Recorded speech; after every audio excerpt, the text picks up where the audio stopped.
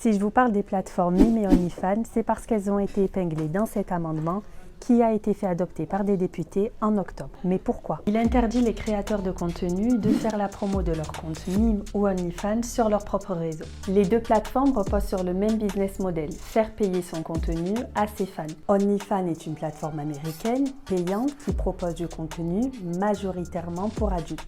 Mime est une plateforme française payante lancée en 2019 qui propose tout type de contenu, majoritairement du coaching et du yoga, mais également du contenu pour adultes. Sur mon feed Twitter, voici comment Mime me pousse sa plateforme à travers ce type de photos.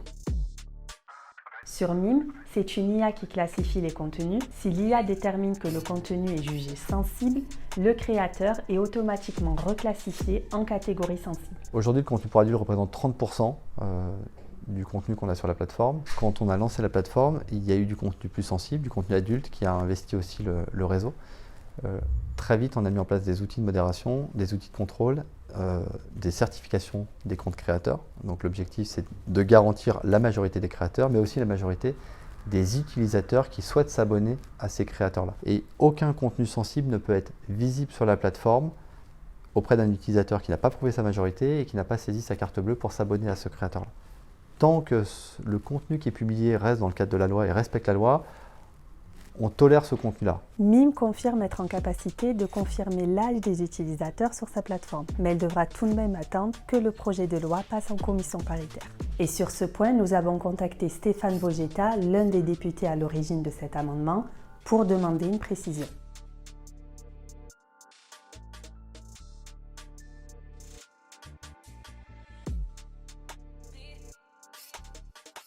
En fait, depuis que Mime accepte du contenu pour adultes, son image de marque s'est fortement dégradée. En 2021, la start-up a lancé son comité d'éthique.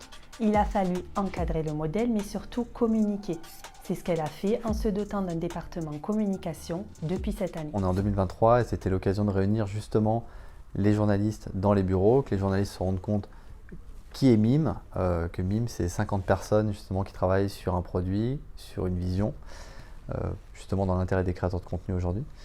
Et on communique assez peu de manière générale. L'objectif, c'est de reprendre la main aussi et un petit peu de contrôle sur ce qu'on va dire, ce qu'on va communiquer, sur ce qui peut être dit aussi sur Mime. Il y a des choses qui sont vraies, parfois il y a des choses qui sont parfois peut-être un petit peu fausses, qu'il faut recalibrer. Donc c'est l'enjeu de ce département. Donc, reprendre le contrôle justement et reprendre la parole sur des sujets qu'on n'abordait pas jusqu'alors, qu'on subissait certainement par manque de staffing. Les agences Mime, OnlyFans, c'est stop, c'est ciao, ok?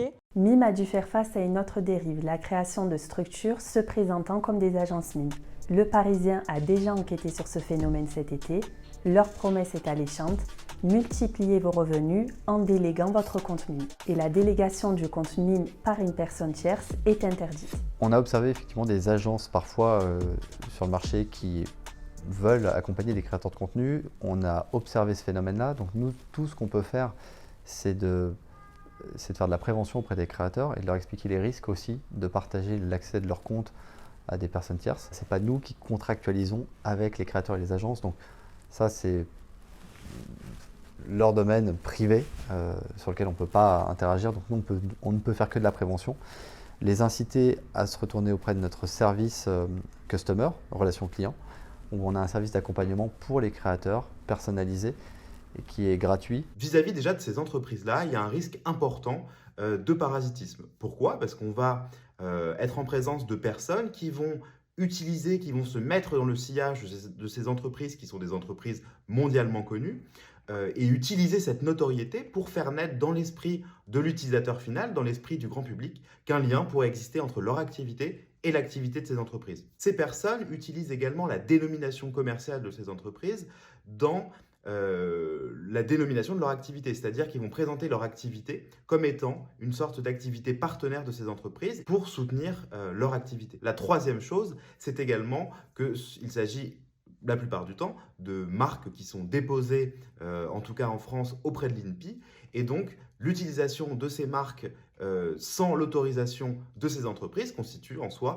une contrefaçon à leurs droits. En 2022, Mime a généré un chiffre d'affaires de 75 millions d'euros. Elle a reversé 80% de ses revenus à ses créateurs. En 2024, la plateforme s'ouvrira à 4 nouveaux marchés, le Royaume-Uni, l'Amérique latine, le Canada et les États-Unis.